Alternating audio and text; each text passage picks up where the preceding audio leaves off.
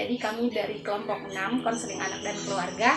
Hari ini kami akan mewawancarai salah satu panti asuhan yang ada di Kota Palu, yakni Panti Asuhan Raudatul Umat. Bersama kami salah satu perkenalkan anggota kelompok kami. Nama saya Anissa Ramdania, Lalu Aprianti, saya Surianingsih, dengan saya sendiri Rizkika. Jadi kami saat siang hari ini sudah bersama salah satu ketua di Panti Asuhan Raudatul Umat. Kalau boleh tahu bersama ibu siapa saya? Ibu Faizul. Ya, dengan salah satu adik yang dia ada di Panti Asuhan juga. Adik siapa namanya? Alika. Oke, jadi mungkin kita langsung saja masuk ke sesi wawancara. Assalamualaikum warahmatullahi wabarakatuh. Waalaikumsalam warahmatullahi wabarakatuh. Jadi kami mahasiswa dari UNTAD, Ibu ada dapat tugas mewawancarai ibu dan anak panti. Jadi kami pilih panti ini. Nah, di sini kami ada 6 indikator pertanyaan. Mungkin saya langsung saja ke pertanyaan yang pertama, itu mengenai pola asuh. Bagaimana pola asuh yang ibu terapkan pada anak-anak panti di sini? Pola asuh yang kita terapkan di sini untuk anak-anak ya banyak ya. Dari pola asuh itu dari cara hidup sederhana, dari pola kebersihan, dari untuk menjaga kebersamaan kekeluargaan. Jadi di sini anak-anak walaupun mereka tidak satu, maksudnya tidak satu kandung, tidak, kalau sudah di tempat ini mereka sudah adik kakak. Yang kakak sebagai kakak harus bisa menjaga adiknya, yang adik sebagai adik bisa menghargai kakaknya. Jadi pola asuh kami di sini juga kami terapkan untuk anak-anak. Mereka harus saling menghargai satu sama lain, saling menghormati, apalagi saling menjaga. Terutama mereka ini kan di panti asuhan identik dengan anak-anak yang kurang mampu. Jadi saya juga selalu terapkan untuk mereka, apalagi ada seperti ada kegiatan-kegiatan begini, karena di sini bukan cuma dari kita saja, apalagi kalau bulan puasa sering diadakan di sini ada bukber, ada sosialisasi. Dari saya lebih suka itu karena itu secara tidak langsung memotivasi anak-anak saya supaya mereka giat belajar. Walaupun kita tinggal di panti, tidak ada keterbatasan untuk belajar atau harus yang orang punya atau yang harus orang kaya, orang apa, tidak. Yang penting kalian punya kemauan, pasti kalian bisa. Saya selalu berdoa di sini, semoga karena saya sudah menganggap mereka ini sebagai anak-anak saya karena ada di tempat ini. Mudah-mudahan mereka bisa menjadi orang yang bisa dibanggakan, bukan untuk saya, untuk keluarga mereka juga, untuk ilmu yang mereka dapatkan di sini bisa bermanfaat untuk semua orang. Saya lanjut ke pertanyaan berikutnya. Jadi dari pola asuh yang diterapkan di panti asuhan ini oleh ibu tadi, apakah adik dengan teman-teman di sini bisa menerima pola asuh yang diberikan tadi? Iya, bisa. Karena dari pola asuh tersebut kita bisa belajar hal-hal yang tidak kita ketahui, kekeluargaan, kebersamaan yang biasanya ada permusuhan atau apa, di sini kita bisa aman. Jadi saya lanjut ibu. Apakah ada perbedaan pola asuh untuk tiap-tiap anak di sini? Kalau perbedaan itu tidak ada. Saya sama memperlakukan anak-anak sama, baik dengan anak saya. Setiap ada kesalahan, disitulah kita diuji bagaimana kita harus memperlakukan anak-anak. Keadilan itu kan harus kita terapkan di sini juga. Dan harus saya tunjukkan pada mereka juga bahwa kita tuh harus adil. Kalau siapa yang salah ya salah. Kalau memang dia memang betul, walaupun itu sekalipun anak saya, karena anak saya tinggal sama-sama di sini, tetap ada aturan yang harus mereka ikut juga di sini.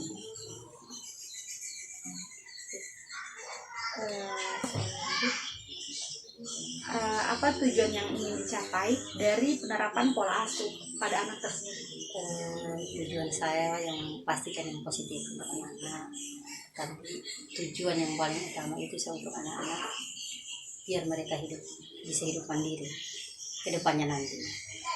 Karena mereka di sini ini jujur, karena mereka di sini ini bukan hanya sekedar anak yang yatim, banyak juga anak-anak yang masih punya orang tua, tapi statusnya duafa. Tapi kan di sini mereka mungkin di kampung. Kalau dari segi materi mungkin memang ada beberapa orang yang mampu, tapi untuk pendidikannya, untuk pengawasannya mereka rasanya tidak bisa. Dari waktunya mereka mungkin karena berkebun atau apa, jadi untuk pengawasan anak full. Kalau di sini kan mereka 24 jam kita dalam pengawasan. Apalagi saya tidak sendiri, ada pengasuh lain yang membantu saya. Jadi harapan saya yang paling besar untuk mereka, biar mereka menjadi orang yang sukses, yang bisa punya ilmu, yang bisa untuk dipergunakan untuk orang lain, bisa dibagi untuk orang lain. Yang paling penting itu mereka bisa punya adab yang baik. Untuk apa kita punya ilmu kalau tidak beradab? Bisa kita dihargai. Saya lanjut lagi ke Adek. Bagaimana pola asuh yang Adek dapatkan di panti ini? Menurut Adek? Pola asuh yang saya dapatkan di sini bagus. Kadang di keluarga kita kurang diperhatikan karena terlalu sibuk, jadi belajar tidak fokus karena membantu orang tua. Jadi ketika tinggal di sini mendapatkan pola asuh dari ibu sendiri, memang bagus, kita mendapat perhatian, belajar lebih fokus, dan kita dapat bertemu dengan teman-teman yang lain dan bisa belajar sama-sama.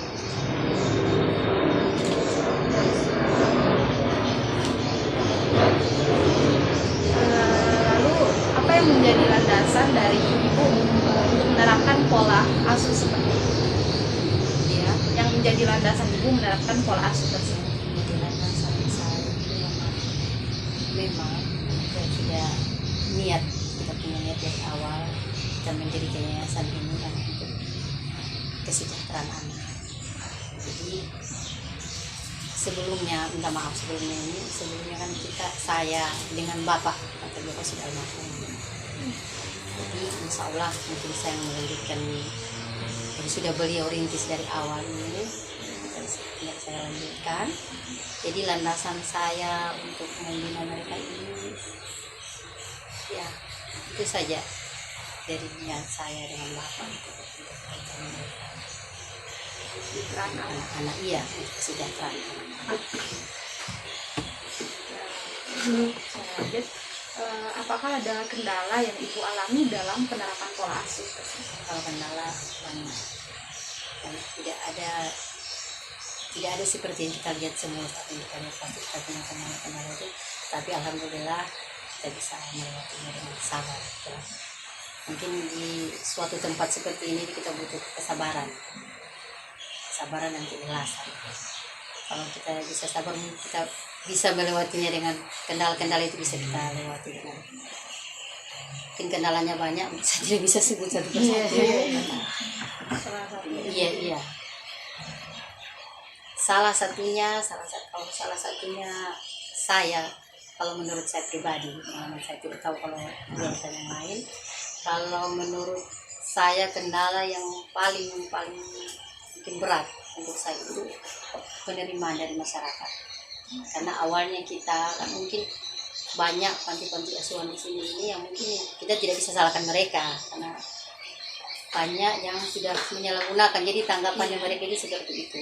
Kalau tanggapan dari masyarakat itu banyak, awal-awalnya banyak yang negatif.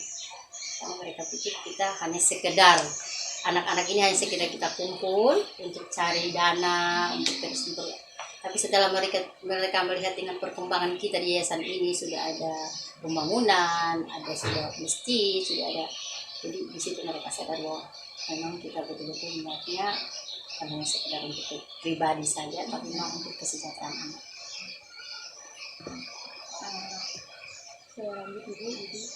Bagaimana ibu menyikapi jika ada anak yang menolak pola asuh yang diterapkan di panti ini? Itu kita banyak yang menolak. Tapi saya selalu menyikapi sebagai manusia biasa, pasti saya tentunya ada emosional, itu pasti ada kan. Tapi saya selalu menyikapinya dengan kesabaran dan terus menerapkan. Jadi bukan hanya satu jalan yang kita tempuh untuk menerapkan di sini. Misalnya dari jalan induk tidak terima, kita bisa ambil jalan yang lain. Jadi kita melihat dulu karakter anaknya, kita baca dulu bagaimana dia datang, bagaimana dia di situ, kita bisa tahu bagaimana harus kita terapkan di sini. Kadang juga banyak anak-anak yang keras, yang tidak mau terang-terangan bisa menolak, ada yang bisa menolak. Tapi saya pikir itu kan mungkin dari kampung, karena mereka kan bukan seperti yang kecil tadi itu, dari bayi di sini saya rawat. Jadi untuk merubah karakternya mereka itu kan tidak semudah yang kita dari karakter yang keras langsung kita rubah. Jadi ada fase-fasenya dari ini, dari mulai kita lihat, oh ini anak harus begini, harus dengan sikap begini, harus dengan cara begini sih kita. Tapi alhamdulillah ada juga yang dari kampung, alhamdulillah sudah bisa diarahkan, iya bisa menerima, sudah bisa menyesuaikan dengan situasi di sini. Dan nanti pertanyaannya akan ditanyakan oleh teman saya. Iya. Bu, kita masuk pada indikator bidang pribadi. Pertanyaan pertama itu, bagaimana pandangan Ibu terhadap konsep diri anak di panti asuhan ini? Maksudnya pandangan untuk Konsep penerimaan diri mereka ke saya. Kalau penerimaan untuk mereka ini, saya tidak memandang mereka siapa. Saya melihat mereka ini sebagai anak saya sendiri. Saya tidak memandang mereka orang lain yang datang atau hanya sekedar dititip atau sekedar, selama mereka masih di sini, masih tanggung jawab saya, selama itu mereka anak-anak saya, tanggung jawab saya. Jadi selanjutnya pertanyaan untuk adiknya, bagaimana perasaan adik saat berada di panti ini? Perasaan saya di saat tinggal di sini, ya saya alhamdulillah sangat bersyukur apa yang saya alami di panti tidak seperti apa yang saya alami di luar. Jika di luar mungkin saya akan jarang sholat, jarang ngaji, akan bergaul bebas. Karena setelah tinggal di panti, alhamdulillah saya sudah mengetahui mengaji, rajin sholat, dan sudah diajarkan memasak, membersihkan lingkungan, dan mendapat teman-teman yang baru. Selanjutnya pertanyaan untuk Ibu, bagaimana cara Ibu membantu anak dalam menerima dirinya sendiri? Cara saya membantu mereka untuk menerima mereka sendiri, saya dengan mereka ini tidak ada batasan. Ada di mana saya harus sebagai ibu, di mana saya harus sebagai teman, mana saya harus sebagai di sini sebagai orang tua mereka, untuk mereka mencurahkan. Jadi tidak ada batasan-batasan untuk mereka. Harus, oh ini bunda bukan siapa-siapa, dan harus saya sudah selalu terapkan saya selama kalian masih di sini, nak, bunda ini sudah diterapkan. Jadi ada apa-apa dengan bunda, itu yang selalu saya terapkan. Baik, selanjutnya bagaimana cara Ibu mengatasi anak yang masih mengalami trauma? Itu kemarin memang pernah saya cerita dari awal tadi, pernah saya cerita awal itu, anak itu memang betul-betul trauma karena memang dia pernah tinggal di suatu tempat seperti ini, perlakuan mungkin saya kurang tahu aturan di tempat itu lain yang tidak sama. Jadi saya tumbuhkan rasa percaya diri untuk dia, saya tanamkan kasih sayang, saya tunjukkan bahwa di sini itu bukan seperti yang pernah dia alami, tidak seperti apa atau mungkin akan dialami suatu saat nanti di sini, begitu tidak. Nah, alhamdulillah dia pernah di sini sudah ada 4 tahun ini, dia sadari sendiri berarti. Jadi tidak ada lagi dia punya rasa trauma atau apa, bahkan dia sudah merasa dekat dengan kita. Dia tidak lagi berpikir untuk pindah, atau bahkan dia sudah dengan orang tuanya sudah sampaikan dia sudah betah di sini. Tidak kayak kemarin dia pernah tinggal beberapa tempat itu pindah-pindah, tidak ada yang sampai setahun dia tinggal. Berarti dibangun bantu kepercayaan diri. Iya, bahwa dia harus percaya diri. Dia orangnya, kalau dilihat orangnya memang agak keras. Ya. Baik Ibu, kita masuk ke indikator yang ketiga, yaitu bidang membimbing konseling belajar. Pertanyaan yang pertama, bagaimana cara Ibu dalam menumbuhkan semangat atau motivasi belajar anak di sini? Saya untuk belajar, untuk saya sendiri pribadi, saya terus terang atas keterbatasan ilmu yang saya punya.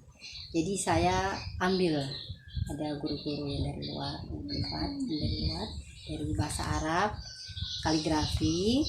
Jadi di situ saya untuk menumbuhkan supaya mereka semangat belajar, dengan cara itu saya ambil guru privat dari luar belajar, untuk mereka belajar. Ya, baik Bu. Bagaimana cara Ibu dalam menumbuhkan sifat kemandirian belajar anak di sini? Cara saya menumbuhkan sifat kemandirian anak, ada beberapa cara yang saya terapkan biar mereka mandiri. Karena ini yang perempuan saya bagi tugas, untuk tugas dapur, ada untuk memasak, ada biar mereka mandiri. Untuk kalau yang kecil yang dari SD sampai kelas 1 sampai kelas 6, masih saya yang cucikan bajunya mereka. Kalau yang sudah SMP seperti Alika ini yang dari kelas SMP, mereka saya arahkan untuk mencuci sendiri biar mereka tahu bagaimana belajar itu mandiri, bisa urus sendiri. Dari hari Minggu misalnya disuruh bersih-bersih, jemur-jemur tempat tidur, bantal-bantal kasur. Jadi diterapkan, ada tugas-tugas mereka. Itu dibiasakan. Iya, dibiasakan. Yang putra juga begitu. Oh iya Bu. Pertanyaan selanjutnya, seperti apa peran Ibu dalam membangun motivasi belajar para anak di panti ini? Sini saya selain berperan sebagai orang tua mereka, saya juga berperan sebagai guru mereka. Jadi bagaimana misalnya kesehariannya mereka belajar, saya ikut belajar sama mereka. Kalau ada misalnya tugas-tugas mereka dari sekolah, atau ada pertanyaan-pertanyaan atau tugas-tugas yang kirim, saya ikut belajar sama-sama mereka. Apalagi waktu membantu waktu di saat COVID ini, kita juga berperan sudah sebagai guru di rumah ya. Ya, baik Bu, terima kasih. Selanjutnya pertanyaan untuk adik, apakah terdapat kendala yang adik alami dalam proses belajar di panti asuhan ini? Maksudnya kendala yang adik alami di sini, masalahnya. Belajar apa, kendala apa? Kalau masalah kendala sih kadang ada, cuman kalau ada kendala pasti kita melapor kepada ibu agar bisa diatasi. Kalau misalkan butuh ini untuk belajar, jadi kita tinggal bilang sama ibu dan ibu itu pasti berikan solusinya. Baik. Pertanyaan kedua, apakah Ibu Panti turun tangan langsung dalam membantu mengatasi masalah belajar terhadap yang adik alami? Maksudnya tuh Ibu Panti Bunda ikut membantu ketika ada kendala gitu. Iya, kalau ada kendala, jika kita tidak bisa mengatasi itu belajar, kalau kendalanya kayak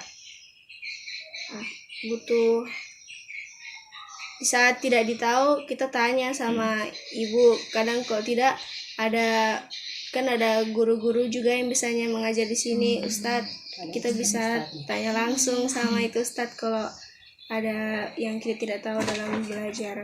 Ya, ibu turun langsung juga membantu. Seperti apa peran Ibu Panti di sini dalam membangun motivasi belajar adik tersebut?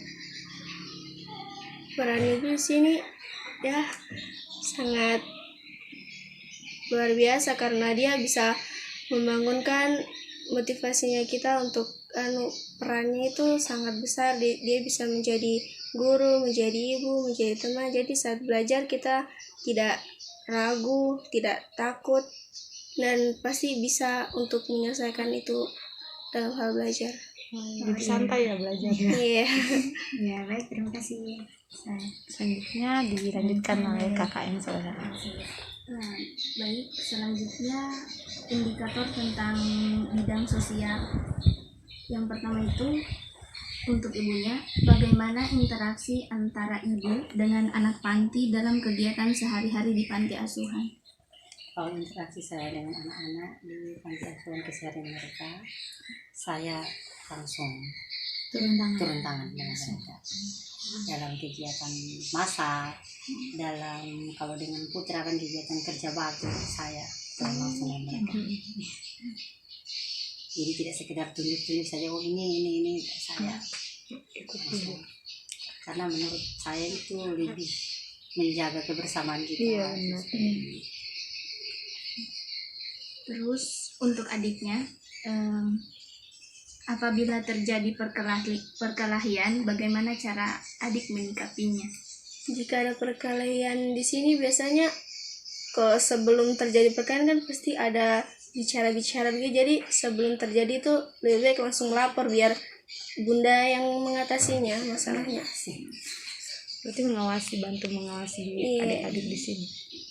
Alhamdulillah mereka bantu adik-adik Iya. pengawasannya. Makanya yang kakak ya sikapnya harus dijaga, yang adik bisa harus menghargai yang kakak. Selanjutnya pertanyaan untuk ibunya, bagaimana interaksi anak-anak panti dalam kegiatan sehari-hari? Kalau interaksi mereka alhamdulillah bagus. Mereka ikut aturan, mereka ada sih pelanggaran-pelanggaran, tapi tidak terlalu berat. Seperti biasa kan, namanya kita manusia juga, namanya masih anak-anak, jadi masih ada mereka punya hidup untuk masa bermain, terutama untuk anak-anak kecil. Agak susah untuk mengaturnya, tapi alhamdulillah bisa diatasi. Terus bagaimana cara ibu panti mengatasi apabila ada yang terjadi perkelahian antar anak panti? Kalau cara saya mengatasi mereka kalau ada perkelahian ya diperiksa, kita proses sama-sama. Terus kalau memang ada betul-betul yang salah, kita kasih hukuman untuk yang salah, supaya biar mereka tahu.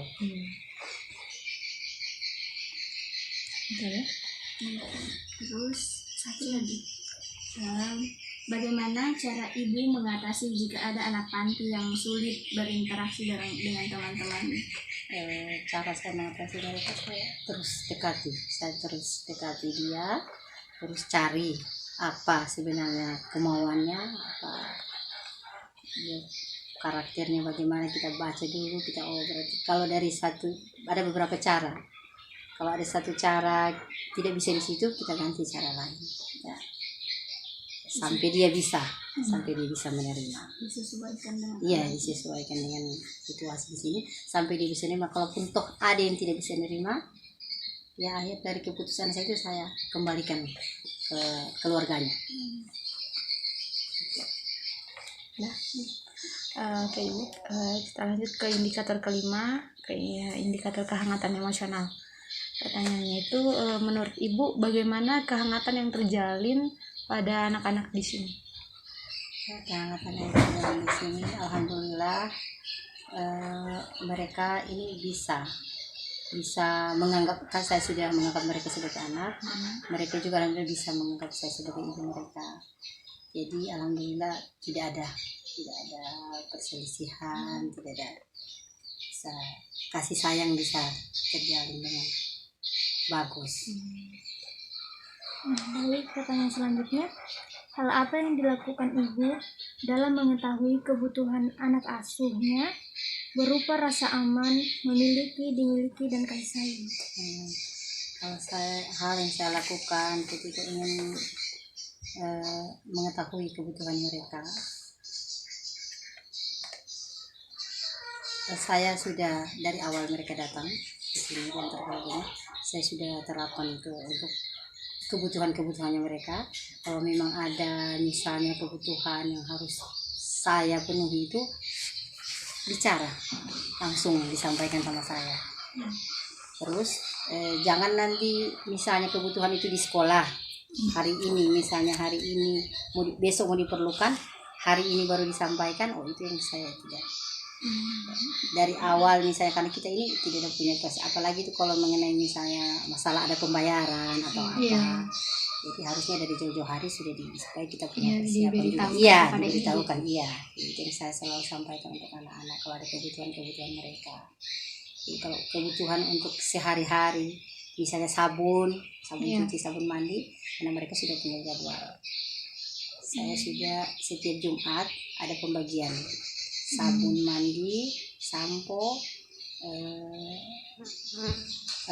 Pepsodent, itu tiap minggu dibagikan. Jadi saya sudah tahu kebutuhannya mereka. Jadi orang bertanggung jawab dengan Iya, dan harus bertanggung jawab dengan kebutuhannya mereka sendiri. Jadi sudah dibagikan memang benar-benar. Jadi maksudnya itu untuk. Jadi kadang-kadang walaupun belum 1 minggu, misalnya belum tiba waktunya untuk pembagian sabun, saya sudah tanya memang masih ada sabunnya kamu nak. Jadi kalau memang ada yang disampaikan sudah tidak ada sabun Bunda. Jadi biar belum waktunya kita sudah bagikan, sudah kasih. Kalau tunggu dari mereka juga, mereka kan biasa takut. Kadang mungkin tidak ada, jadi harus ada juga saya dari Ada saya. inisiatif Iya, dari ibu sendiri. dari saya tanya masih ada kamu punya anak nak, masih ada. Iya. Ya, pertanyaan selanjutnya untuk adik. Menurut pendapat adik, apakah suasana di panti ini harmonis? Ya, alhamdulillah kalau masalah harmonis sih ada, kadang juga ada juga hal-hal yang kurang mengenang di hati. Kalau biasanya ada yang datang kayak ada permasalahan sekecil, kayak ada perselisihan di kamar, misalnya, kan pasti ada. Tapi kadang kita selesaikan sama-sama, kehangatan, apalagi kalau kumpul-kumpul bareng-bareng semua, itu senang cerita-cerita. Alhamdulillah. Berarti harmonis ya di sini. Iya. Tapi kalau saya itu cepat tangkap kalau mereka ada masalah. Saya kan kesehariannya mereka ini saya tahu. Jadi kalau saya lihat ada kenapa yang biasa kumpul-kumpul, yang biasa bercerita-cerita, misalnya Alika ini sama temannya ini dekat. Terus kenapa Alika jalan sama? Situ sudah saya mulai cari tahu dari teman yang lain, bukan dari kenapa itu nak, benar. Situ sudah mereka. Biasa kan mereka takut sampai orang saya. Terus pertanyaannya untuk Ibu Panti, bagaimana menumbuhkan rasa sayang antar anak-anak panti?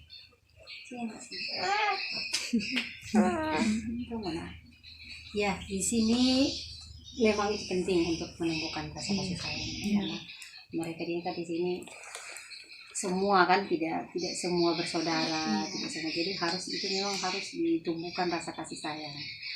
Rasa kasih sayang mereka dari antar teman, antara dengan saya, dengan anak-anak saya. Jadi untuk menumbuhkan rasa kasih sayang itu saya tidak melakukan perbedaan antara mereka. Lanjut. Saya lanjut ke indikator berikutnya, kesejahteraan anak. Pertanyaan untuk Ibu, bagaimana pemenuhan kebutuhan pokok anak-anak panti di sini? Untuk memenuhi kebutuhan mereka, alhamdulillah, selain ada donatur walaupun tidak banyak, kita punya usaha. Selain seperti bikin kue itu, saya punya rantangan juga setiap bulan itu kita. Jadi untuk memenuhi kebutuhan mereka itu mungkin dari situ sudah saya dananya dari situ. Ya, alhamdulillah kebutuhan mereka bisa terpenuhi. Kemudian selanjutnya untuk adiknya, apakah layanan kesehatan yang didapatkan anak panti sudah memadai? Ya, alhamdulillah kalau layanan kesehatan sih ada. Kalau jika ada salah satu dari kita sakit, segera melapor, meminta obat, pasti ada. Kalau memang penyakitnya parah, pasti akan dibawa ke puskesmas gitu untuk diperiksa. Ya, kita juga ada pemeriksaan 3 bulan dari puskes tali Datang ke sini. Jadi mereka dikasih obat, diperiksa, dikasih vitamin, dikasih obat juga. Berarti ada Terus juga ada dari Fakultas Kedokteran dia sering ada di sini. Kemarin ada pemeriksaan apa adik itu dari Fakultas Kedokteran dengan masyarakat di sini pun. Oh, berarti sudah memadai di sini. Iya ya, alhamdulillah. Pertanyaan selanjutnya untuk ibu, Jangan lupa. apakah anak panti di sini yang masih bayi selalu atau biasa mengikuti kegiatan imunisasi? Iya, alhamdulillah ini kebetulan yang masih bayi. Oh, iya. Imunisasinya lengkap. Iya, Ya. Bu. Nggak bisa bobo ada. Yang selanjutnya, fasilitas apa saja yang disediakan oleh panti untuk anak-anak di sini? Kalau fasilitas di sini, kalau untuk fasilitas, alhamdulillah fasilitas mereka sudah tidak dibilang lengkap juga. Ya, untuk fasilitas sehari-hari itu cukup. Dari ranjang, fasilitasnya ranjang. Untuk belajar, ya. Kalau untuk belajar sekarang ini untuk kaligrafi, fasilitasnya yang saya siapkan ini aula. Nah, jadi sementara pekerjaan sekarang. Oh, iya. Jadi kalau fasilitas yang lain alhamdulillah. Untuk ibu, apakah menurut ibu donasi yang diberikan oleh donatur sudah mencakupi dan terbagi rata kepada anggota panti? Kalau bicara soal donasi dan makan rezeki ini kan Allah sudah atur. Iya. Jadi kalau donasi saya ini tidak tetap juga, karena orang membantu ini kan kalau ada rezekinya lebih. Kalau mungkin mereka tidak berbagi dengan kita, mungkin mereka masih kekurangan juga. Iya. Jadi tapi alhamdulillah kita tidak berharap di situ juga, makanya kita ada usaha kecil. Kita tidak berharap dari donasi untuk membantu, karena mereka juga kasihan punya kebutuhan masing-masing. Jadi itu alhamdulillah kebutuhan kita bisa terpenuhi walaupun tanpa ada donasi. Oke. Mungkin pertanyaan terakhir, Bu. Iya. Apakah layanan kesehatan yang didapatkan anak-anak panti di sini sudah memadai? Alhamdulillah sudah memadai. Nah, kita kebetulan dari pemeriksaan dari puskes 3 bulan mereka datang. Untuk pengobatan, untuk memberikan vitamin, obat, pemeriksaan kesehatan mereka alhamdulillah dari puskes aktif. Oke, habis. Iya. Oke, jadi kami ucapkan terima kasih banyak Ibu karena sudah berpartisipasi dalam wawancara ini, dan kepada adiknya juga. Mungkin bisa bertemu di lain hari. Insya Allah. Kita juga mohon maaf siapa tahu ada jawaban-jawaban kita yang kurang memuaskan. Mohon maaf adik-adiknya. Karena kita menjawab sesuai dengan apa yang kita lakukan di sini. Oke. Jadi itulah tadi wawancara kami dengan ibu dan adik di Panti Asuhan Radiatul Umat, dan kami ucapkan terima kasih banyak atas semua yang sudah berpartisipasi. Assalamualaikum warahmatullahi wabarakatuh.